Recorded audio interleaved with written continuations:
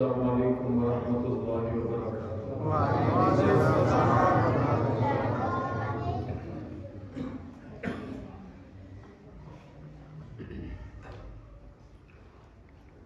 الحمد للہ نحمده ونستعینه ونستغفره ونؤمن به ونتوكل عليه ونعوذ بالله من شرور أنفسنا ومن سيئات أعمالنا من يهده الله فلا مضل له ومن يضلله فلا هادي له ونشهد أن لا إله إلا الله وحده لا شريك له ونشهد أن سيدنا وسندنا ونبينا وشفيعنا وهادينا ومرشدنا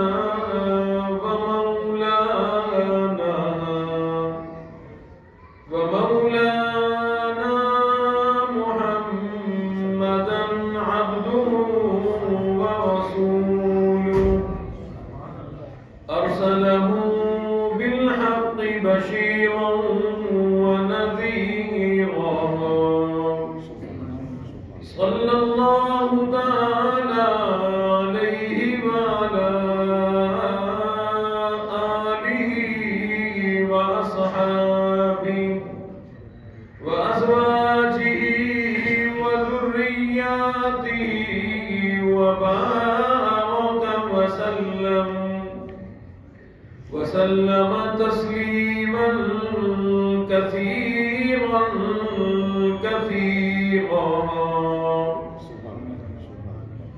أما بعد فأعوذ بالله السميع العليم من الشيطان الرجيم بسم الله الرحمن الرحيم إن هذا القرآن يهدي للتي هي أقوم ويبشر المؤمنين وقال الله تبارك وتعالى في مقام آخر يرفع الله الذين آمنوا منكم والذين أوتوا العلم درجات صدق الله مولانا العلي العظيم وبلغنا رسوله النبي الكريم ونحن على ذلك لمن الشاهدين والشاكرين والحمد لله رب العالمين. سارے حضرات اخلاص و محبت بلند آواز سے نماز والا درود پاک پڑھیں. اللهم صل على محمد وعلى آل محمد كما صليت على إبراهيم وعلى آل إبراهيم إنك حميد مجيد. اللهم بارك على محمد وعلى آل محمد كما باركت على إبراهيم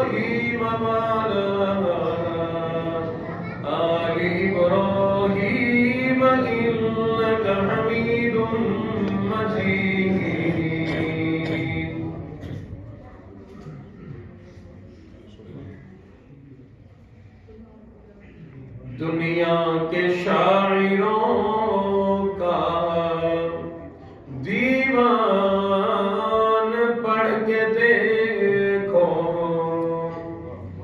دنیا کے شاعروں کا دیوان پڑھ کے دیکھو، پھر اس کے بعد رب کا قرآن پڑھ کے دیکھو، آنکھیں بھی ہوں گی روشن، دل بھی بنے گا گلشن،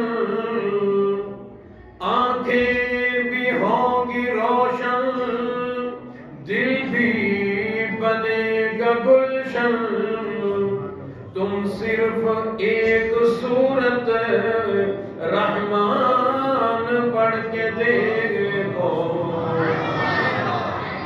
کیف و سرور لذت پاؤ نہ تم تو کہنا، کیف و سرور لذت پاؤ نہ تم تو کہنا، تجوید کے مطابق قرآن پڑھ کے دیکھو،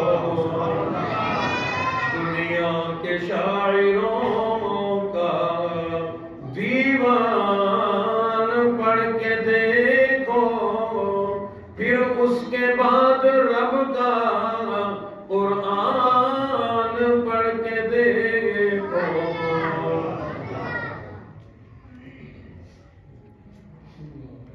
قابل عظیم وقار حضرات، علماء اکرام، طلباء اعزام، اہلیان علاقہ، معززین علاقہ، محترم بزرگوں، غیور نوجوانوں، آج کی یہ تقریب بڑی ہی بابرکت اور بڑی مبارک تقریب ہے کہ قرآن والوں کی خوشی کے موقع پر ہم سب لوگ جمع ہوئے ہیں۔ اللہ رب العزت اس بچے سید عبداللہ کو قرآن پر استقامت نصیب فرمائے، اس بچے کو اپنے والدین، اپنے خاندان، اپنی برادری کے لیے مبارک اور برکتوں کا ذریعہ بنائے۔ اللہ رب العزت ہماری اولادوں کو بھی قرآن کی دولت سے مالا مال فرمائے۔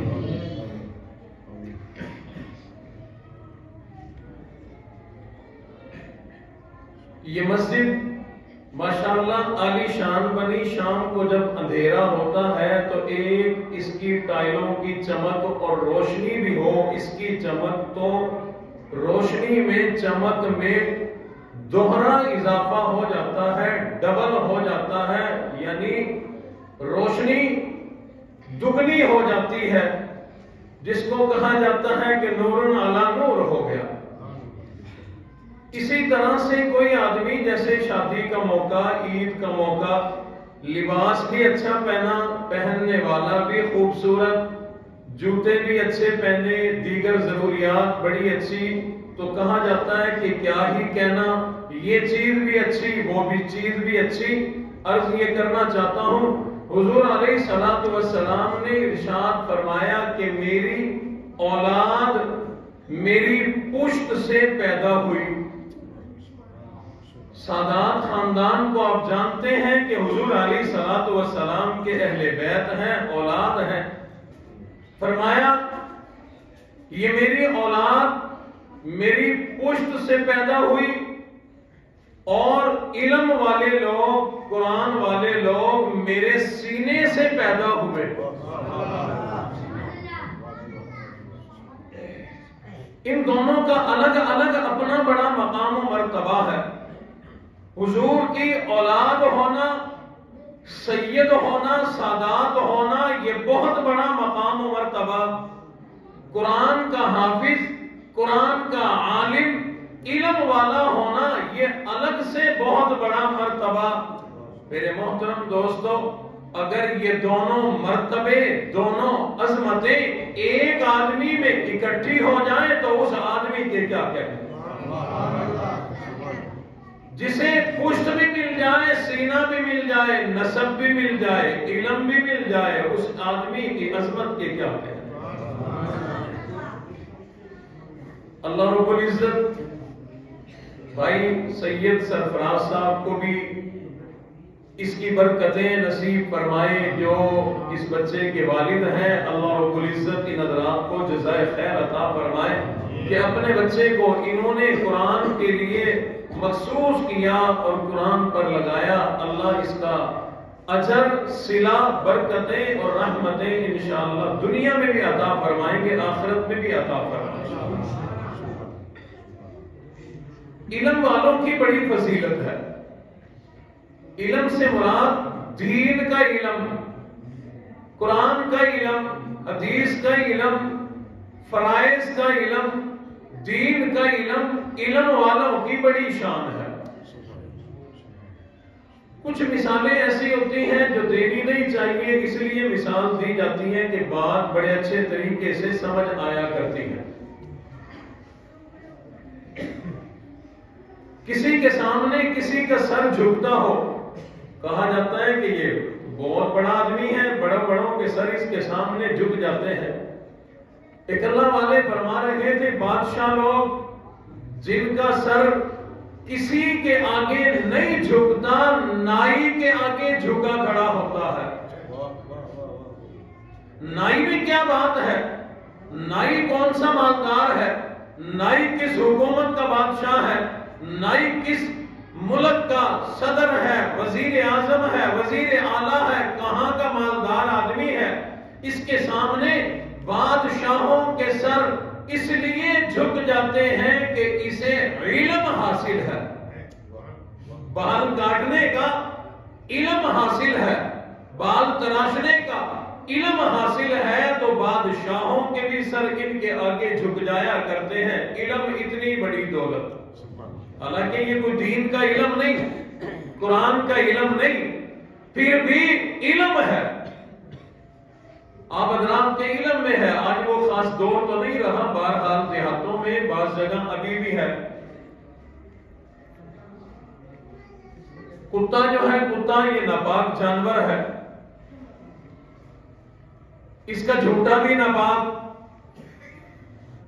لیکن فرمایا کہ ایسا کتا جس کو کچھ علم سکھا دیا گیا ہو شکار کرنے کا، شکار کرنے کا علم سکھا دیا گیا ہو، اب وہ کتا عام کتوں جیسا نہیں رہا، یہ کتا ہو کر علم والا بن گیا، تو اس کا مرتبہ یہ ہے جسے کلب معلم کہا جاتا ہے، سکھایا ہوا کتا، شکار کرنا جس کو آ جائے۔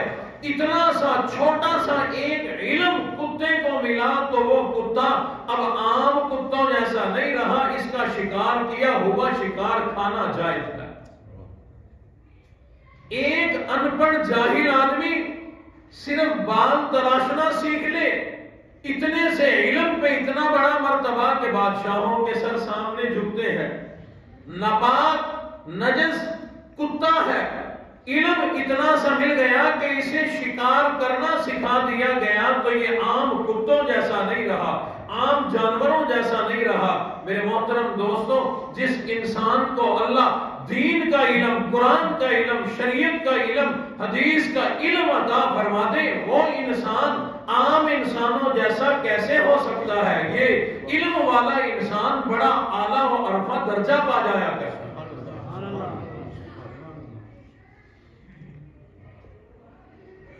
قرآن اور حدیث کا، دین کا علم ایسا نہیں کہ ڈگریاں لیتے جائیں اور ایک طرف رکھتے جائیں۔ اللہ رب العزت نے علم والوں کا بڑا مرتبہ رکھا ہے۔ تمام مخلوقات اپنی ضرورت کا علم اندر سے لے کے آتی ہے۔ ہر مخلوق، جانور ہیں، پرندے ہیں، چرندے درندے ہیں، مرغی ہے، کوئی بھی جو جانور، جو جاندار بھی دنیا میں آتا ہے اپنی ضرورت کا علم لے کر آتا ہے۔ انسان ہے جس کو دنیا میں آ کر علم لینا پڑتا ہے، علم حاصل کرنا پڑتا ہے۔ اس لیے میں کہا کرتا ہوں، بہترین انسان وہ بہترین زندگی وہ جو علم پڑھنے اور پڑھانے میں گزر جائے. بہترین زندگی وہ جو علم پڑھنے اور پڑھانے میں گزر جائے. اور اگر اسی جملے کو تبدیل کر دوں تو اور بھی اعلیٰ بن جائے گا. امام الانبیاء نے ارشاد فرمایا, میرے اور آپ کے نبی نے فرمایا, علموں میں سے سب سے بہترین علم قرآن کا علم ہے. قرآن مجید کا علم سب سے اعلیٰ علم ہے. حضور علیہ السلام نے خود ارشاد فرمایا, سب سے بہترین آدمی وہ آدمی جو قرآن پڑھنے اور پڑھانے میں زندگی گزار دے. خیرکم من تعلم القرآن وعلمہ. فرمایا سب سے بہترین آدمی وہ ہے, سب سے بہترین زندگی وہ ہے جو زندگی قرآن پڑھنے اور پڑھانے میں گزر جائے. قرآن والی زندگی سب سے بہترین زندگی. حقیقت بات ہے, قرآن والی زندگی سب سے اعلیٰ, سب سے بہترین زندگی. یہی وجہ ہے امام الانبیاء کی زندگی کو ہم لوگ جب دیکھتے ہیں, جہاں حضور علیہ السلام کی زندگی میں عبادات بھی کثرت سے پائی جاتی ہے, جہاد بھی کثرت سے پایا جاتا ہے, تبلیغ بھی کثرت سے پائی جاتی ہے, صبر بھی کثرت سے پایا جاتا ہے, ہمدردی بھی کثرت سے پائی جاتی ہے, ہر نیک عمل کثرت سے پایا جاتا ہے. وہی امام الانبیاء نے ہمیں یہ بھی تعلیم دی, یہ بھی کر کے دکھایا. اکثر و بیشتر راتیں امام الانبیاء کی قرآن مجید کی تلاوت میں گزر جاتی تھی. رات کا اکثر حصہ قرآن مجید کی تلاوت کرنے میں گزر جایا کرتا تھا, بلکہ سفر ہو, حضر ہو, دن ہو, رات ہو, اکثر حصہ قرآن مجید پڑھنے اور پڑھانے میں گزر جایا کرتا تھا. ایک رات امام الانبیاء نے نفل نماز کی نیت باندھی, قرآن مجید کی شروع سے تلاوت کرنا شروع کر دی. الحمدللہ پڑھ کے الف لام میم سورۃ البقرہ سے پڑھنا شروع کر دیا. صحابہ کرام کی نظر پڑی, صحابہ آ گئے, امام الانبیاء نفل پڑھ رہے ہیں, قرآن مجید کی تلاوت کر رہے ہیں. ہم بھی امام الانبیاء کا قرآن بھی سن لیں, تلاوت بھی سن لیں, پیچھے کھڑے ہو کر آپ کی اقتداء میں ہم نفل نماز بھی پڑھ لیں. امام الانبیاء پڑھتے گئے, پڑھتے گئے, پڑھتے گئے, ایک سپارہ ختم ہو گیا. صحابہ کہتے ہیں ہم نے سوچا ایک سپارہ ختم کر کے تو رکوع فرمائیں گے, لیکن رکوع نہیں فرمایا. دوسرا سپارہ شروع ہو گیا, چلتے گئے, تلاوت فرماتے گئے, ایک سپارے کے بعد دوسرا سپارہ ختم ہو گیا, حضور نے رکوع نہیں فرمایا. تیسرا سپارہ شروع ہو گیا, چوتھا سپارہ تلاوت ہو گیا, پانچواں سپارہ شروع ہو گیا. بالآخر امام الانبیاء نے 5.25 سپاروں کی تلاوت کر کے پہلا رکوع فرمایا. صحابہ اکرام فرماتے ہیں ہم امام الانبیاء کو دیکھا کرتے تھے, امام الانبیاء بڑی محبت سے ساری رات مصلی پر کھڑے ہو کر اللہ کا قرآن پڑھا کرتے تھے. یہی وجہ امام الانبیاء کے صحابہ نے, اہل بیت نے امام الانبیاء کو جو عمل کرتے دیکھا وہی عمل خود کر کیا, اپنایا, اسی کو اپنی زندگی کا معمول بنایا.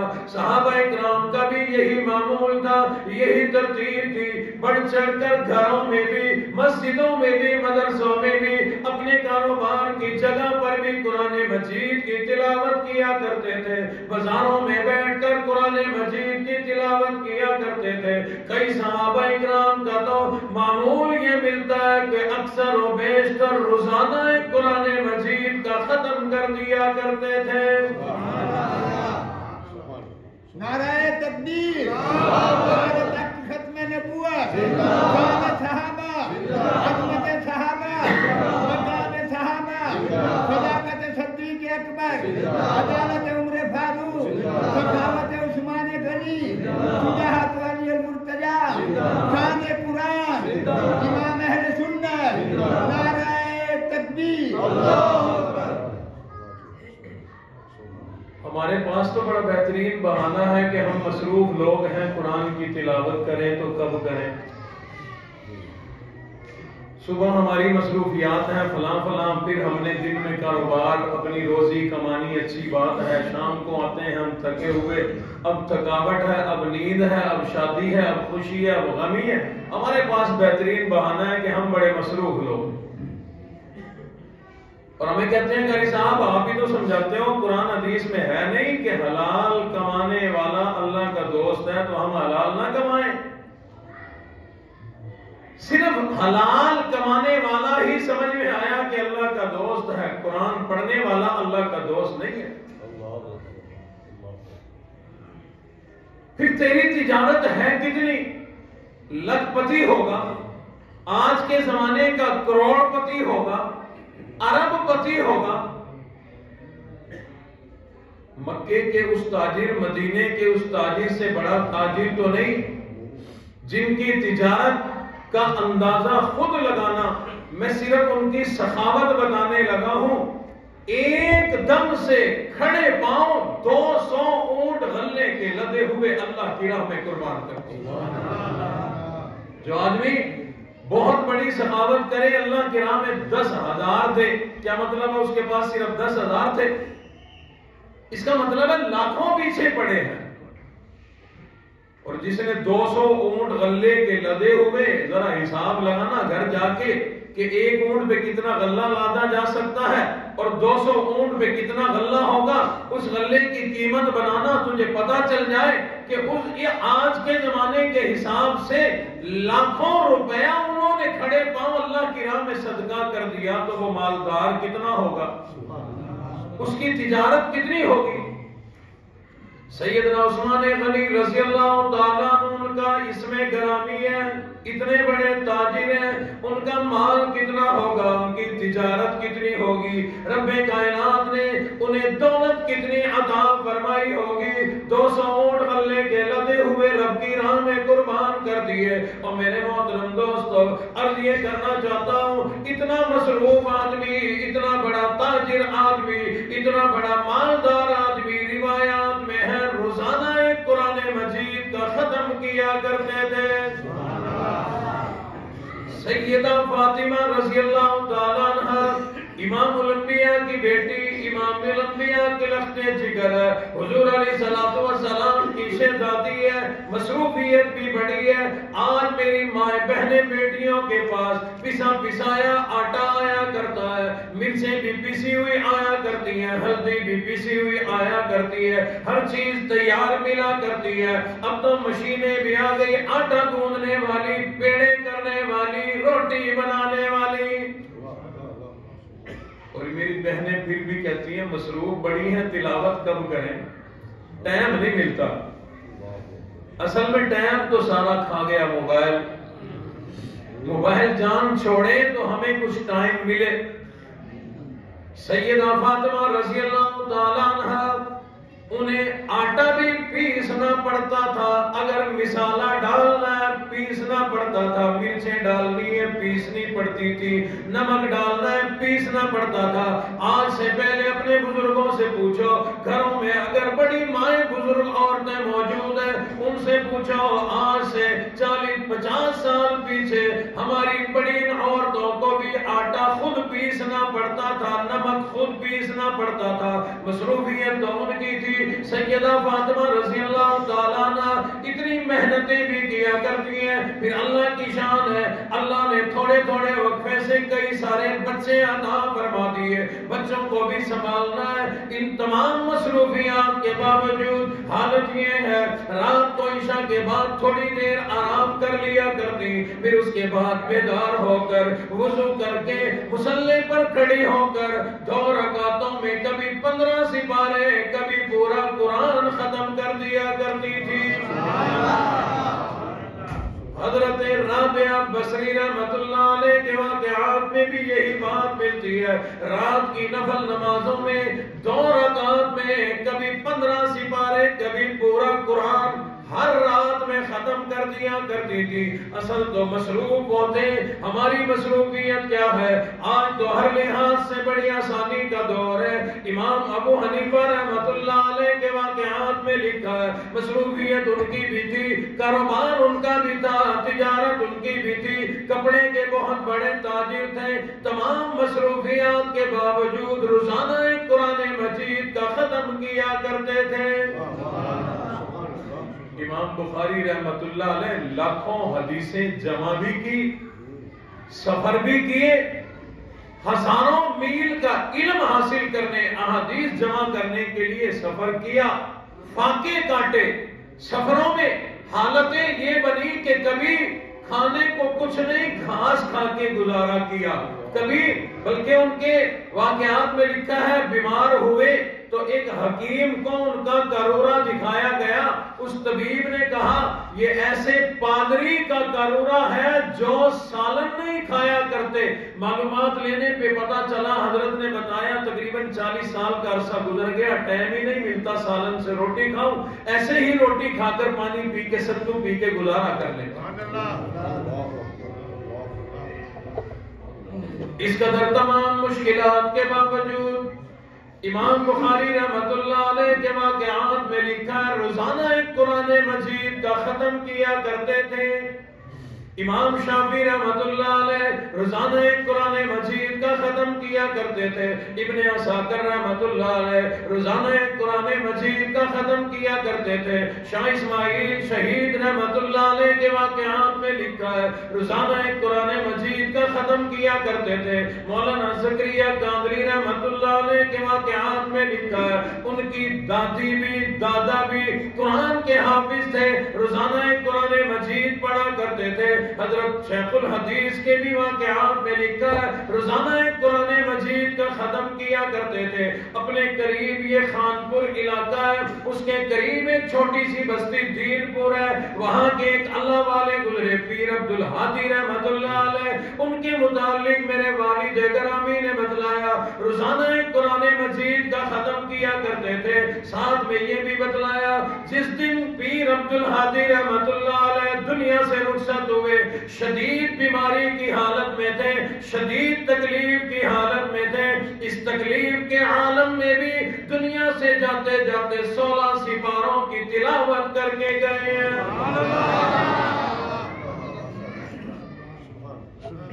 ہمارے پاس بہانے ہیں ورنہ ساری آسانی ہے، ورنہ آسانی ہے، اور قرآن تو ایسی چیز ہے، ایسی دولت اللہ نے عطا فرمائی جسے اس سے محبت ہو، قدر ہو، وہ آسانی کا ٹائم تلاش نہیں کیا کرتا، وہ تو قرآن کو محبت سے پڑھا کرتا۔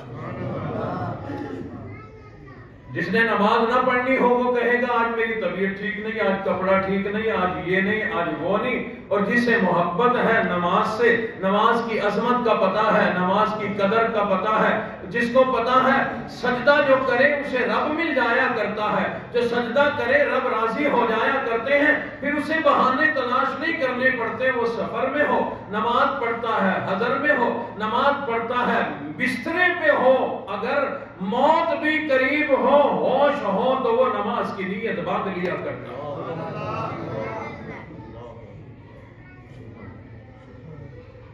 اس لیے قرآن سے ہم سچی محبت کا رشتہ قائم کریں، اور قرآن کو پڑھیں بھی صحیح، سمجھیں بھی صحیح۔ پڑھنا بھی ثواب ہے اور بہت بڑا ثواب ہے۔ حضور علیہ السلام نے فرمایا اتنا ثواب ملتا ہے تم نے پڑھا نا الف، کوئی پوری آیت نہیں ہے، الف ایک حرف ہے۔ حضور علیہ السلام نے فرمایا الف پڑھنے پر پڑھنے والے کو اللہ 10 نیکیاں عطا فرماتا ہے، اور ایک روایت میں ہے 10 نیکیاں بھی ملتی ہیں، 10 گناہ بھی معاف ہوتے ہیں، 10 درجے بھی ملتے ہیں۔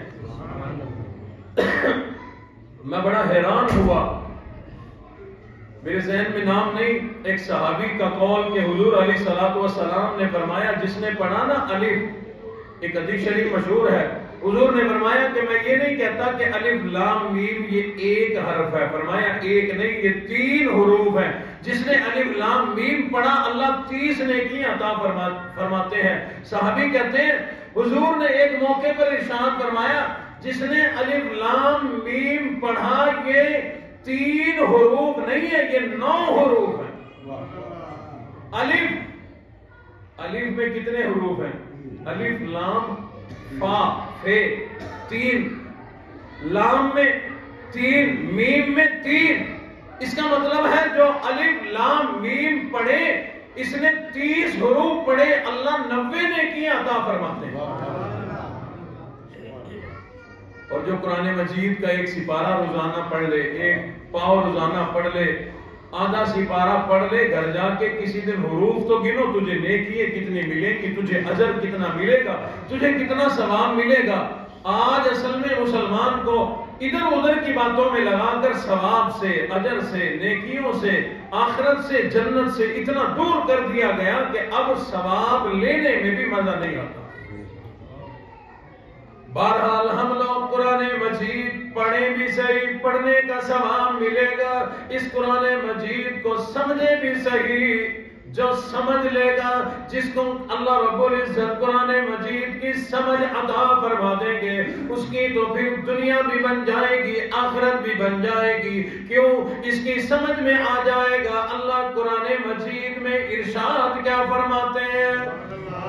اللہ نے مجھے قرآن مجید کس لیے عطا فرمایا، کیوں عطا فرمایا؟ یہ اتنی بڑی عظیم کتاب اللہ نے ہمیں کس لیے عطا فرمائی؟ جب اس کو سمجھیں گے تو پتہ چلے گا قرآن مجید صرف کتاب کوئی نہیں، یہ کلام اللہ ہے، یہ اللہ کا کلام ہے. رب کائنات نے کسی اور مخلوق کو قرآن نہیں عطا فرمایا، یہ ہمارے مقدر اللہ نے جگائے. ہمیں اس قابل سمجھا، اس لائق سمجھا کہ اللہ نے اپنا کلام اللہ قرآن مجید ہمیں عطا فرما دیا.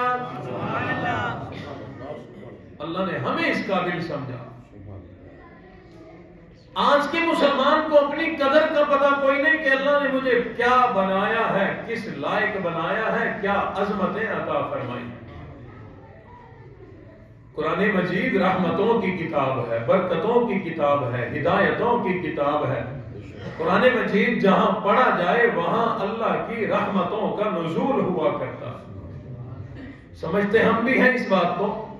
کوئی نیا گھر بنائے تو وہاں قرآن پڑھایا جاتا ہے تاکہ رحمتیں آ جائیں، جنات، جادو، تمام پریشانیاں ختم ہو جائیں، رحمتیں اور برکتیں آ جائیں. دکان نہیں بنتی ہے، قرآن پڑھایا جاتا ہے صحیح ہمارے ذہن میں، لیکن ہم خود جو ہے وہ عمل سے دور ہیں. صرف ذہن میں یہ ہے کہ بس کوئی اور آ کے قرآن پڑھ جائے تو اللہ کی رحمتیں آ جائیں. اگر ایک مرتبہ تیری دکان میں آ کر مدرسے کے طلباء قرآن پڑھ کے جائیں رحمت آتی ہے. اگر اپنی دکان میں خود روزانہ قرآن پڑھے تو رحمت نہیں آئے گی. فرشتے کتنی عظیم مخلوق ہیں، اللہ نے بڑی عظمت دی، لیکن فرشتوں کو اللہ نے قرآن نہیں دیا. یہ ہماری خوش نصیبی، اللہ نے قرآن ہمیں عطا فرمایا. فرشتے قرآن پڑھ نہیں سکتے. جبرائیل، حضرت جبرائیل امین کے سوا باقی فرشتے قرآن پڑھ نہیں سکتے، لیکن قرآن کی عظمت کو جانتے ہیں، سن سکتے ہیں، سننے کا بڑا شوق ہے. اس لیے جب بھی کوئی زمین پر قرآن کی تلاوت کرے فرشتے سننے کے لیے زمین پہ آیا کرتے ہیں. اس سے مراد یہ نہیں کہ کوئی حافظ پڑھے، قاری پڑھے، عالم پڑھے، نہیں، کوئی بھی مسلمان جہاں کہیں مسجد میں، مدرسے میں، گھر میں، دکان میں، فیکٹری میں، اپنے کھیت میں، باغات میں، زمین پر کہیں بھی بیٹھ کر تو قرآن پڑھ. بلکہ زمین سے اوپر اگر ہے، اللہ تجھے حج اور عمرے کی توفیق عطا فرمائے، تو ہوائی جہاز میں ہے، تو وہاں قرآن پڑھ رہا ہے، فرشتے تیرا قرآن سننے ہوائی جہاز میں آ جاتے ہیں. ایک صحابی ہے حضور کی خدمت میں، ایک اور صحابی کی شکایت تھی. عرض کی آقا ہم فلاں بستی سے آتے ہیں آپ کی خدمت میں، تو میرے گھر سے آگے ایک طرف آپ کے فلاں صحابی کا گھر ہے، غربت کا زمانہ ہے، لیکن آپ کا وہ صحابی فضول خرچی کیا کرتا ہے. حضور نے فرمایا کیا؟ انہوں نے کہا کہ وہ رات کو اپنے گھر پہ چراغاں کرتا ہے، دیے جلاتا ہے. غربت کا زمانہ ہے، اگر اس کے پاس اتنے پیسے زیادہ ہیں اسے سمجھائیں فضول خرچی نہ کرے، غریبوں کا پیٹ بھر دے، اجر ملے گا، ثواب ملے گا. حضور نے فرمایا ٹھیک ہے، آ جائیں، اس سے سوال کریں گے، اس حوالے سے سمجھائیں گے. اگلے روز وہ صحابی آئے. حضور نے بلایا، فرمایا نوجوان قرآن نہیں پڑھتے؟ عرض کیا کہ روز پڑھتا ہوں۔ حضور نے فرمایا قرآن میں اللہ نے فرمایا ہے ان المبذرین کانوا اخوان الشیاطین، فضول خرچی کرنے والا شیطان کا بھائی بن جاتا ہے، لہذا آج کے بعد فضول خرچی نہیں کرنی۔ عرض کیا آقا میں غریب آدمی، میں فضول خرچی کیا کروں گا؟ حضور نے وہ ساری بات بتلائی کہ صحابہ نے مجھے بتلایا تم رات کو اپنے گھر پہ دیے جلاتے ہو، چراغاں کرتے ہو، تو اس میں پیسے لگتے ہیں، دیا خریدنا پڑتا ہے، تیل ڈالنا پڑتا ہے، روزانہ جلانا پڑتا ہے، یہ فضول خرچی نہیں تو اور کیا؟ عرض کرنے لگا کہ میری حالت دیکھو، میرے چہرے کی حالت دیکھو، پیٹ کی حالت دیکھو، میرا لباس دیکھو، آپ کو ایسا لگتا ہے کہ میں کوئی فضول خرچی کروں گا؟ میرے پاس اگر کوئی سرمایہ ہو، میرے پاس اگر کوئی پیسہ ہو، میں فضول خرچی کرنے کی بجائے اپنے اوپر لگاؤں، رج کے کھانا تو کھا لوں، میرے پاس تو اتنا پیسہ کوئی نہیں کہ رج کے روٹی کھا لوں۔ امام الانبیاء نے ارشاد فرمایا اور نوجوان ذرا بتلا تو صحیح رات کو عمل کیا کیا کرتا ہے؟ یہ تعلیم بھی ہے، کسی پر خام خواہ شک بھی نہیں کر لینا چاہیے، اسے سوال کر لینا چاہیے۔ جو بات تمہیں پہنچی ہو، جو چیز تم نے دیکھی ہو، شاید جو تم نے دیکھا وہ ویسا نہ ہو، نظروں کا دھوکہ ہو، اصل معاملہ کچھ اور ہو۔ امام الانبیاء نے فرمایا پھر ذرا بتلاؤ تو صحیح رات کو عمل کیا کیا کرتے ہو؟ عرض کرنے لگا کہ دن بھر آپ کی خدمت پر بیٹھ کر، یہاں بیٹھ کر آپ سے قرآن مجید پڑھا کرتا ہوں، سیکھا کرتا ہوں، سیکھ کر یاد کر کے اپنے گھر شام کو چلا جایا کرتا ہوں، شام میں اپنی ضروریات پوری کر لیا کرتا ہوں، عشاء کے بعد تھوڑا سا آرام کر لیا کرتا ہوں، پھر بیدار ہو کر وضو کر کے مصلی بچھا کر جو قرآن آپ سے سیکھ کر گیا، یاد کر کے گیا، ساری رات مصلی پر کھڑے ہو کر میں وہی قرآن پڑھتا رہتا ہوں تاکہ پختہ یاد ہو جائے۔ ساری رات پھر میں سوتا کوئی نہیں، میں قرآن مجید کی تلاوت کیا کرتا ہوں۔ امام الانبیاء نے ان صحابہ کو بلایا جنہوں نے شکایت کی تھی، وہ صحابہ آ گئے، حضور نے فرمایا اور لوگوں اسے ملامت نہ کرو، اسے فضول خرچ نہ کہو، اسے برا بلا نہ کہو، اے اللہ کے حبیب نبی ہم نے فضول خرچی کرتے دیکھا تو ہم کیوں نہ کہیں؟ حضور نے فرمایا یہ فرشتہ اس کی گواہی لے کر کے آیا بیٹھا ہے، اس فرشتے نے بتایا یہ کوئی فضول خرچی نہیں کیا کرتا، بلکہ جب یہ رات کو قرآن مجید کی تلاوت کرتا ہے ہم فرشتے اس کا قرآن سننے کے لیے زمین پہ آیا کرتے ہیں، وہ فرشتوں کے پروں کا نور چمکا کرتا ہے، لوگوں کو دیے جلتے نظر آتے ہیں۔ پتہ چلا جب کوئی قرآن مجید کی تلاوت کرے، ہمیں شوق ہو یا نہ ہو، فرشتے بڑا شوق رکھتے ہیں، کیونکہ انہیں پتہ ہے قرآن مجید پڑھنا بھی بڑی عظمت والی بات ہے، سننا بھی بڑی شان والی بات ہے۔ کل قیامت والے دن یہ کان بھی گواہی دیں گے، مولا اس بندے نے کانوں کے ذریعے جب بھی سنا مولا تیرا قرآن سنا۔ تو جب وہ فرشتے قرآن سننے کے لیے آئیں گے، رب کی رحمتیں بھی تو ساتھ لے کے آئیں گے، وہ تیرے اوپر برسا کے جائیں گے، وہ رحمتیں تجھے مل جائیں گی۔ اور رب کائنات نے کوئی شرط نہیں لگائی کہ قرآن کا حافظ پڑھے تو برکتیں آئیں گی، قرآن کا قاری پڑھے تو رحمتیں آئیں گی، قرآن کا عالم مفسر پڑھے تو اس کا قرآن فرشتے سننے کے لیے آئیں گے۔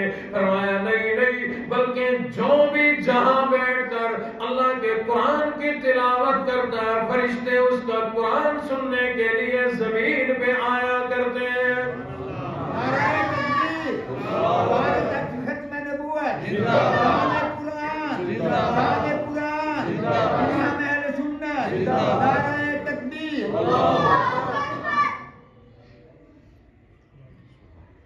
اور یہ قرآن مجید اللہ کی رحمتوں کو متوجہ کرنے والی کتاب ہے۔ علماء اکرام نے ایک تجربہ لکھا ہے جس آدمی کے دل میں قرآن کی محبت ہو، جس آدمی کے دل میں قرآن کی محبت ہو، محبت حافظ کاری نہیں، وہ تو بہت بڑا مرتبہ مقام ہے. فرمایا جس دل میں قرآن کی محبت ہو، وہ قرآن کی محبت والا آدمی کبھی گمراہ نہیں ہو سکتا. آپ نے واقعات سنے ہوں گے، قرآن پڑھے ہوئے لوگ بھی بعض اوقات گمراہ ہو گئے. پڑھے ہوئے کی بات نہیں کر رہا. فرمایا جس دل میں قرآن کی سچی محبت ہو، جس دل میں محبت ہے، وہ آدمی، وہ جسم، وہ بندہ کبھی گمراہ نہیں ہو سکتا. اللہ قرآن کی محبت کی بدولت خود اگر قرآن کا حافظ کاری نہ بھی بن سکا تو قرآن سے محبت کی وجہ سے اللہ نسلوں میں قرآن کا فیض جاری فرما. لیکن یہ آخری درجہ ہے، قرآن سے محبت آخری درجہ. ورنہ حکم یہی ہے ہم قرآن پڑھیں، قرآن کی تلاوت کریں، قرآن کو سمجھیں، قرآن کی باتوں پر عمل کریں. پڑھے گا ثواب ملے گا، عمل کرے گا اسے رب مل جائے گا، بدلے میں جنت مل جائے گی، دنیا بھی بن جائے گی، آخرت بھی بن جائے گی. قرآن مجید ایسی شان والی کتاب ہے. یہ جو حافظ قاری حضرات ہوتے ہیں، آپ لوگوں کے نزدیک یہ حافظ ہوں گے، قاری ہوں گے، میں انہیں صاحب کرامت ولی سمجھتا ہوں. میں نے اپنی بات کی ہے. اللہ کرے ہر آدمی، ہر مسلمان سمجھنے والا بن جائے. ہمیں حافظ صاحب، قاری صاحب میں نظر آتا ہے اس میں فلاں کمی، فلاں کوتاہی، فلاں مسئلہ، فلاں چیز، فلاں چیز، فلاں چیز، یہ چیزیں نظر آتی ہیں. یہ نظر نہیں آتا کہ اس کے سینے میں اللہ کا قرآن ہے. اور صرف سینے میں نہیں، حافظ بننے کے لیے آج کل تو ماشاءاللہ، پہلے زمانے میں بھی ایسے واقعات ہو گزرے ہیں. کسی نے ہفتے میں قرآن مجید پڑھ لیا، کسی نے مہینے میں حافظ بن گیا، کوئی 6 مہینوں میں، سال میں. ایک عام روٹین جو ہے کم از کم 2-2.5 سال لگتے ہیں. 2-2.5 سال میں قرآن کا حافظ بنتا ہے. 2-2.5 سال تک حافظ بننے والا، قاری بننے والا، یہ حافظ صاحب، قاری صاحب کرتا کیا ہے؟ توجہ ہے آپ کی؟ پڑھنے کے لیے بیٹھا تو ہاتھوں میں قرآن، پڑھنے لگا زبان میں قرآن، دیکھے گا آنکھوں میں قرآن، پڑھا تو سب سے نزدیک اپنے کان ہے، کانوں میں قرآن، دماغ میں قرآن، دل میں قرآن، سینے میں قرآن. یہ حافظ صاحب تو سراپا قرآن بنا ہوا ہے. اور ان حافظ قاریوں کو جنہیں ہم سمجھتے کچھ نہیں،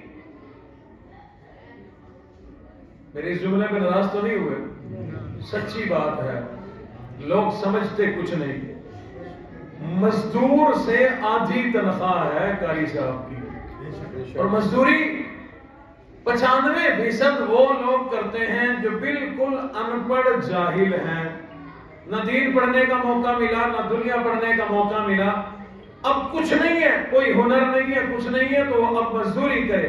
ان پڑھ جاہل آدمی مستری بن گیا، مزدور بن گیا، وہ کمائے 25 سے 30 ہزار، جس کے سینے میں اللہ کا قرآن، اس کو تنخواہ دیں ہم 10,000. جن کی ہمارے ہاں ذرہ برابر بھی وقت نہیں. کل قیامت والے دن یہ چھوٹ جائیں گے، ہم پھنس جائیں گے. اللہ کے سامنے سب لوگ حاضر ہوں گے نا، اللہ سوالات کریں گے. جوانی، زندگی، علم، مال، سارا کچھ سوالات ہوں گے. کیسے لیا، کہاں خرچ کیا، کیسے اپنی جوانی کو خرچ کیا.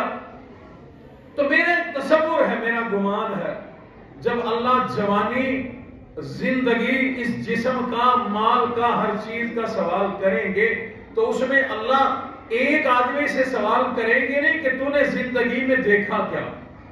وہ کہے گا میں کپڑے والا تھا، کپڑا ناپتا تھا، کپڑا کاٹتا تھا، کپڑا بیچتا تھا، کپڑا ہی کپڑا زندگی میں دیکھا. ایک آدمی آئے گا، اللہ فرمائیں کہ کیا دیکھا؟ وہ کہے گا میں لکڑی والا تھا، میں بڑھئی تھا، لکڑی فرنیچر کا کام کرتا تھا، لکڑی دیکھی، لکڑی کی پہچان تھی، لکڑی کاٹی، لکڑی بنائی، لکڑی بیچی. ایک آئے گا، اللہ فرمائیں گے کیا دیکھا؟ کہے گا میں سونار تھا، ساری زندگی سونا دیکھا، کھوٹا ہے یا کھرا ہے، اسی کو بنایا، اسی کو بیچا. آئیں گے قرآن والے، اللہ فرمائیں گے کیا دیکھا؟ قرآن والا کہے گا مولا میں نہیں بولتا، میری آنکھوں سے پوچھو.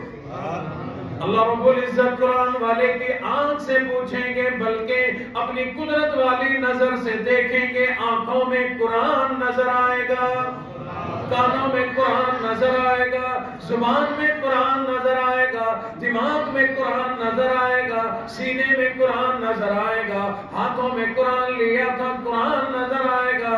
تمام کا تمام جسم سراپا قرآن بنا نظر آئے گا. اللہ فرمائیں گے قرآن والے تجھے دولت تو ویسے ہی ملی کوئی نہیں، قرآن دیا تھا، قرآن تو نے سنبھال کے رکھا، قرآن پر تو نے استقامت رکھی، قرآن پڑھتا بھی رہا، پڑھاتا بھی رہا، قرآن سمجھتا بھی رہا، سمجھاتا بھی رہا. اللہ فرمائیں گے تیرے جسم میں قرآن کے سوا جب ہے کچھ نہیں، تجھ سے حساب کیا لے؟ اللہ بغیر حساب کتاب جنت کا داخلہ عطا فرمائیں گے. اور یاد رکھنا جن قرآن والوں کو ہم لوگ اہمیت نہیں دیتے، اپنی اولاد کو اس لیے بھی نہیں پڑھاتے، کھائے گا کہاں سے؟ 4 بیٹوں میں سے ایک کو قرآن پہ لگایا، ساری زندگی ڈرتا رہتا ہے، باقیوں کی فکر نہیں ہے، اس مولوی کی فکر ہے کھائے گا کہاں سے. اور جب میرا اللہ قرآن کی برکت سے رنگ برنگے کھانے کھلاتا ہے، پھر کہتا ہے مولوی کھاتے بڑا ہے. پہلے ڈرتا ہے کھائے گا کہاں سے، جب الحمدللہ اللہ ہمیں کھلا رہے ہوتے ہیں پھر دیکھ کے سڑ رہے ہوتے ہیں. کھاتے بڑا الحمدللہ. پوری دنیا کا ریکارڈ اٹھا کے دیکھو، قرآن والا کبھی بھوکا نہیں مرا. قرآن والا بھوک سے نہیں مرے گا. اوور ایٹنگ جانتے ہیں؟ میرے اسکول والے کالج والے سمجھ گئے، باقیوں کی سمجھ میں بھی نہیں آیا، میں سمجھانا بھی نہیں چاہتا. قرآن والا بھوک سے نہیں مرے گا. اللہ اتنا کھلائیں گے، اتنا کھلائیں گے، فالتو کھا کے مر گیا تو مر گیا. قرآن والا بھوک سے کبھی نہیں. میرے محترم دوستوں، ایک حدیث شریف سے پتا چلتا ہے قرآن والا بھوک سے کیوں مرے گا. اللہ قرآن والوں کی وجہ سے تو اوروں کو کھلا رہے ہیں، قرآن والوں کی وجہ سے اور کھا رہے ہیں، جس کی وجہ سے اور کھا رہے ہیں وہ خود بھوکا کیسے مرے گا. ٹائم کافی ہو چلا، ایک آدھ بات کر کے بات ختم کرتا ہوں. میرے کچھ بزرگ جو ہیں وہ گھڑی کو دیکھ رہے ہیں. جب گھڑی کو دیکھنا شروع ہو جائیں ہمیں پتہ چل جاتا ہے کہ ٹائم کافی ہو گیا. میں نے ایک بات عرض کی تھی، اسی حوالے سے 1-2 باتیں بات کرتا ہوں، بس ختم کرتا ہوں. ان قرآن والوں کو آپ حافظ صاحب سمجھتے ہو، آپ قاری صاحب سمجھتے ہو، میں قرآن والوں کو صاحب کرامت ولی سمجھتا ہوں. اس کی وجہ یہ ہے اچھا میں بلکہ یہاں تک ہم تجربات کرتے ہیں، لوگوں کے ذہن کو اور واقعات کو پڑھتے ہیں. عام لوگوں کے ذہن میں بھی قرآن کے ننھے منھے جو طلباء ہیں، میں سمجھتا ہوں لوگ جانتے ہیں کہ ان کی عظمت ان علماء سے بھی زیادہ. میں نہیں کہتا علماء سے زیادہ، میں بلکہ سمجھانا چاہتا ہوں لوگوں کے ذہن کے مطابق جب طلباء کی اتنی بڑی شان ہے تو علماء کی کتنی اونچی شان ہوگی. قرآن پڑھانا ہو گھر میں نئی کوٹھی بنائی تو طلباء بلائے جاتے ہیں، ذہن میں ہے انہی کی وجہ سے برکت آئے گی. جب طلباء کی یہ شان ہے تو علماء کی کیا شان ہوگی. تو یہ صاحب کرامت ولی لوگ ہیں، ان کی دعائیں قبول ہوتی ہیں. کیوں؟ جو جتنا زیادہ قرآن کی تلاوت کرتا ہے وہ اتنا اللہ کا قریبی بن جاتا ہے. جو جتنا اللہ کے قریب ہو اس کی اتنی دعائیں قبول ہوا کرتی ہیں. ایک شرط ہے دعا کی قبولیت کی، وہ یہ کہ ظاہر بھی پاک ہو باطن بھی پاک ہو، یہ لباس بھی پاک ہو جسم بھی پاک ہو اندر بھی پاک ہو۔ قرآن والوں کے لیے ہر آدمی جانتا ہے کہ قرآن والے ہمہ وقت باوضو بھی رہتے ہیں، پاک بھی رہتے ہیں، کپڑا بھی پاک صاف پہنتے ہیں۔ اللہ انہیں غذا بھی حرام نہیں کھلاتے، پاک کھلاتے ہیں، ان کی خوراک بھی پاک، ان کا ظاہری لباس بھی پاک، جہاں بیٹھ کے پڑھتے ہیں وہ جگہ بھی پاک۔ اگر 5 سال پڑھتے ہوئے ہوگے تو 5 سال سے نیچے پاک، جسم پاک، کپڑا پاک، اور قرآن کی برکت سے اندر بھی پاک۔ جب ہے پاک تو اللہ پاک اس کی دعائیں قبول کیا کرتا ہے۔ میں نے کئی بار آپ کے باولپور میں واقعہ سنایا، آپ کے قریب کا واقعہ ہے اس لیے سنایا کرتا ہوں، میں وہ بھی سنا دیتا ہوں آپ کو۔ نورپور نورنگا مولانا حکیم ساجد دامت برکاتہم العالیہ ایک اللہ والے وہاں تشریف رکھتے ہیں۔ آرتھوپیڈک ڈاکٹر تھے، بہت کم ہوتے ہیں ایسے ڈاکٹر، تو یہ ڈاکٹری چھوڑ کر دین کی طرف آئے، دین پڑھا، قرآن پڑھا، اللہ کے سلسلے میں لگ گئے۔ تو ان کی اس قربانی کی وجہ سے بڑے بڑے اللہ والے ان کے پاس خود چل کے آیا کرتے تھے۔ تو ایک موقع ایسا ہوا کہ حضرت مولانا عبداللہ درخواستی رحمت اللہ علیہ اور میرے والد گرامی حضرت قاری حنیف ملتانی رحمت اللہ علیہ دونوں اپنے اپنے مقام سے خود ان کے پاس چل کے گئے، اکٹھے ہو گئے۔ دونوں کو شوگر تھی، دونوں چائے شوق سے پیتے تھے۔ حکیم صاحب نے دونوں کے لیے چائے کا انتظام کیا۔ ایک مزے کی بات بھی بتاؤں شوگر والوں کے لیے، شوگر والے چائے پھیکی پیتے ہیں، یہ اور بات ہے، ساتھ ایک پاؤ مٹھائی کھا جاتے ہیں، ایک پاؤ مٹھائی کھا جاتے ہیں۔ بھائی پرہیز کیا کرو۔ تو حضرت نے چائے کا انتظام کیا دونوں کے لیے کہ دونوں حضرات جو ہیں چائے بڑے شوق سے پیتے ہیں۔ علاقے میں کوئی سوہن حلوہ بنتا تھا، مٹھائی وہ بھی پیش کر دی۔ اب دونوں حضرات نے ایک ایک ٹکڑا لیا، کھایا۔ حضرت درخواستی رحمت اللہ علیہ، حضرت ملتانی رحمت اللہ علیہ، دونوں حضرات نے ایک ایک ٹکڑا کھایا۔ حضرت درخواستی فرمانے لگے، قاری حنیف تو بتاتا ہے کہ میں شیخ مدنی کا شاگرد بھی ہوں، مرید بھی ہوں، سید حسین احمد مدنی رحمت اللہ علیہ کا شاگرد بھی ہوں، مرید بھی ہوں، آج پتہ چل جائے گا، آج تیری آزمائش ہے کہ تو نے کوئی فیض بھی حاصل کیا یا نہیں۔ کہنے لگے شیخ درخواستی شاگرد بھی ہوں، مرید بھی ہوں، اگر میں فیل ہو گیا تو میرے مرشد کی کوئی کمی نہیں، میری کمی، فیض دینے والے کی کمی نہیں، فیض لینے والے کی کمی ہو۔ آپ فرمائیں کیا پوچھنا چاہتے ہیں؟ حضرت درخواستی رحمت اللہ علیہ فرمانے لگے، قاری حنیف سون حلوہ کھایا؟ جی بالکل کھایا۔ بتلاؤ اس میں سے کیا ذائقہ آ رہا ہے، کیا خوشبو آ رہی ہے؟ میرے والد گرامی نے فوراً جواب دے دیا، اور اللہ والے حضرت درخواستی اس سوہن حلوے میں سے مجھے قرآن کی خوشبو، قرآن کا ذائقہ آ رہا ہے۔ یہ تکا نہیں تھا، یہ تکا نہیں تھا، قرآن والے صاحب کرامت ولی ہوا کرتے ہیں۔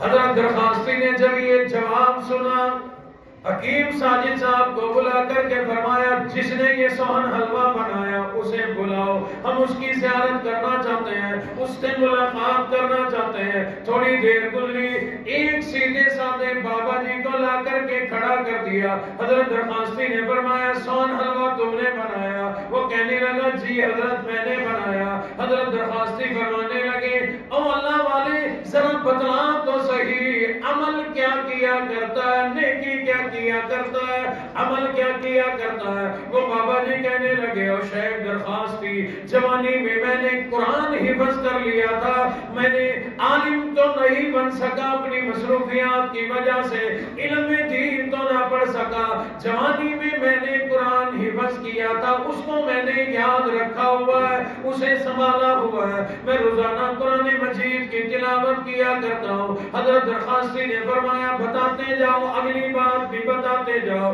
وہ بابا جی کہنے لگے اور شیخ درخواستی میں صبح صبح تہجد کے وقت اٹھا کرتا ہوں، تہجد کی نماز میں 4-5 سپاروں کی تلاوت کر لیا کرتا ہوں، یعنی الف لام میم پہلے سپارے سے قرآن کی تلاوت شروع کر دیا کرتا ہوں۔ پھر میں نے گھر میں کچھ جانور پالے ہوئے ہیں، گھاس ڈالتا رہتا ہوں، قرآن پڑھتا رہتا ہوں، دودھ نکالتا ہوں، قرآن پڑھتا رہتا ہوں، نماز پڑھنے آتا ہوں، قرآن پڑھتا رہتا ہوں، نماز پڑھ کے جاتا ہوں، قرآن پڑھتا رہتا ہوں، ناشتہ کر کے دودھ وغیرہ لے کر اپنی دکان پہ آ جاتا ہوں، دن بھر چائے بنا کر بیچتا ہوں، قرآن پڑھتا رہتا ہوں، سون حلوہ بناتا ہوں، قرآن پڑھتا رہتا ہوں۔ سون حلوہ بننے میں کافی ٹائم لگا کرتا ہے، ادھر میرا ہاتھ چلتا رہتا ہے، ادھر میری زبان چلتی رہتی ہے، شام کا وقت ہوتا ہے، ادھر سون حلوہ بن کر تیار ہوتا ہے، ادھر میرا ایک قرآن کا ختم ہو جایا کرتا ہے۔ نعرہ تکبیر،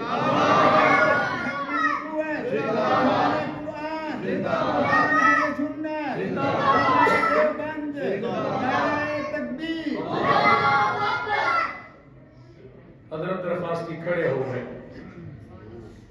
اس کی پیشانی پہ بوسہ دیا، فرمایا او اللہ والے تجھے تیرا قرآن مبارک ہو، اللہ تجھے استقامت عطا فرمائے۔ دعائیں دے کر اس کو روانہ کر دیا۔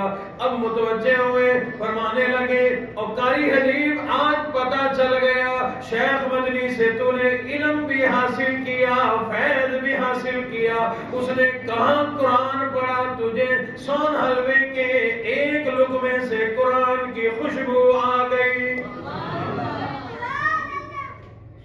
یہ قرآن والے لوگ صاحب کرامت ولی لوگ ہوا کرتے ہیں۔ لاکھ بحیثیت انسان کمی کوتاہی ہے صحیح، میرا ایک مزاج ہے کسی بھی مسلک کا حافظ قرآن ہو، جملہ سمجھے، کسی بھی مسلک کا آدمی ہو، حافظ قرآن ہو، میں اس کے مسلک کی وجہ سے، ویسے بھی میرا مزاج نہیں، لیکن خاص طور پر اس کے قرآن کی وجہ سے اس کو بڑی عزت دیا کرتا ہوں، چاہے عمر میں مجھ سے 20 سال چھوٹا کیوں نہ۔ اور زمانہ طالب علمی میں لائق فائق نہ ہونے کے باوجود اللہ نے کسی مرتبے پہ پہنچا دیا، اللہ نے باعزت زندگی عطا فرما دی۔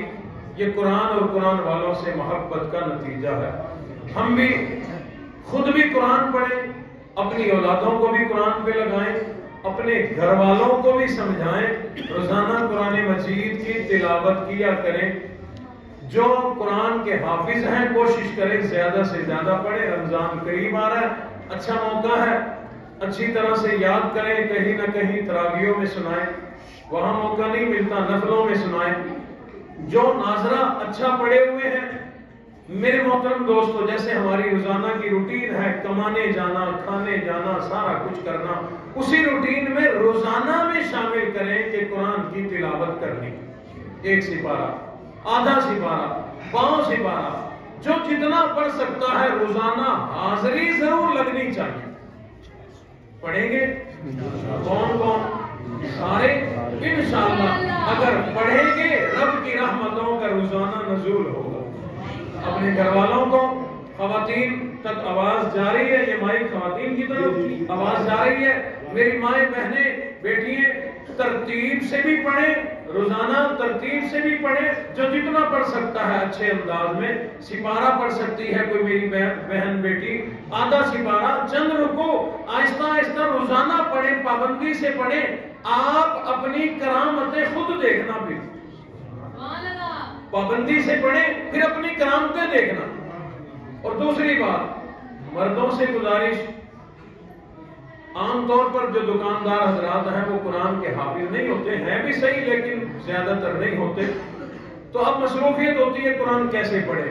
میں عرض کیا کرتا ہوں سب سے چھوٹی صورت ہے قل هو اللہ احد اللہ الصمد لم یلد ولم یولد ولم یکن لہ کفوا احد۔ میرے خیال میں یہاں کوئی ایسا بچہ نہیں ہوگا کہ جس کو یہ سورت یاد نہ ہو. ہے کوئی ایسا بچہ بھائی؟ بچے کو یاد ہے، مردوں کو یاد ہے، عورتوں کو یاد ہے، بوڑھوں کو یاد ہے، بوڑھی میری ماں کو یاد ہے. تو اپنے دکان پہ بیٹھے ہوئے اسی کو پڑھتے رہو. قرآن ہے کہ نہیں ہے؟ یہ بڑا اعلیٰ قرآن ہے، بڑا اعلیٰ. اتنا اعلیٰ ہے یہ حصہ 3 مرتبہ پڑھو، اللہ پورا قرآن پڑھنے کا ثواب عطا فرمائے. تو دکان پہ بیٹھے پڑھتے رہیں، کیا کیا فائدے ہوں گے؟ جہاں قرآن پڑھا جائے رحمتیں آتی ہیں، جہاں قرآن پڑھا جائے فرشتے آتے ہیں، جہاں قرآن پڑھا جائے اس کی وجہ سے اللہ نیکیاں بھی عطا فرما رہے ہیں، گناہ بھی معاف ہو رہے ہیں، درجے بھی بلند ہو رہے ہیں. اب میری مائیں بہنیں بیٹی بھی سنیں، ان کو بھی ایک چھوٹی سی صورت دینے لگا. ویسے تو جہاں سے آتا ہو کام کاج گھر کا کرتے رہے، سلائی کر رہی ہیں، کسینہ پرونا ہے، گھر کے اور کام ہے، سبزی بنا رہی ہیں، کھانا بنا رہی ہیں. ویسے ادھر ادھر کی بات کرتے ہوئے بنائیں گے کھانا تب بھی بن جائے گا.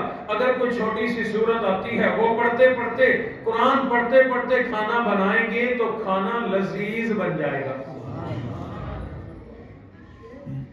حضور علیہ الصلوۃ والسلام کی ازواج مطہرات میں سے ایک زوجہ، ایک ہماری اماں، کھانا بناتی بڑا لذیذ بنتا.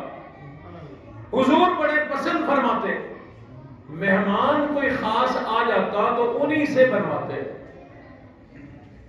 ایک دن تمام ازواج مطہرات ان کے گھر اکٹھی ہو گئی، کہنے لگی کہ آپ کا کھانا بڑا لذیذ ہوتا ہے، مسالہ کہاں سے ڈالتی ہو، منگاتی ہو؟ مکے کا ہے، مدینہ منورہ کا مسالہ ہے، شام سے منگاتی ہو، فلسطین سے آتا ہے، عرب کا ہے، عجم کا ہے، کیا مسالہ ڈالتی ہو، کہاں سے منگاتی ہو؟ فرمانے لگی مسالہ تم کہتی ہو مکہ، مدینہ، شام، فلسطین، زمین، میں کہتی ہوں میرا مسالہ زمین کا ہی کوئی نہیں، میرا مسالہ آسمان کا. ہمیں بھی بتاؤ کیا مسالہ ہے. بتایا کہ حضور علیہ السلام نے ایک دن ارشاد فرمایا تھا، خاص طور پہ جب پکانے کا کام کرو، سبزی بناؤ، آٹا گوندو، روٹی بناؤ تو پڑھتی رہا کرو، اِنَّا أَعْطَيْنَاكَ الْكَوْثَرَ فَصَلِّ لِرَبِّكَ وَانْحَرْ إِنَّ شَانِئَكَ هُوَ الْأَبْتَرُ. فرماتی ہیں میں یہی پڑھتی رہتی ہوں بار بار بار بار. بڑی آسان ہے، میری بہن بیٹیوں کو سب کو یہ صورت آتی ہوگی. فرماتی ہیں جب سے میں نے یہ پڑھ کر کھانا پکانا شروع کیا اللہ نے لذت پیدا کی. تو اس لیے کچھ نہ کچھ آخری صورتوں میں سے جو یاد ہے مرد بھی پڑھتے رہیں، عورتیں بھی پڑھتے رہیں. اپنے گھر کے حالات دیکھنا، اپنے کاروبار میں برکت دیکھنا، اپنے گھر میں سکون دیکھنا. انشاءاللہ اللہ یہاں بھی مالا مال کر دیں گے، وہاں بھی مالا مال کر دیں گے. اللہ عمل کی توفیق عطا فرمائے. قرآن اور قرآن والوں سے اللہ ہمیں سچی محبت عطا فرمائے. وآخر دعوانا ان الحمد للہ رب العالمین.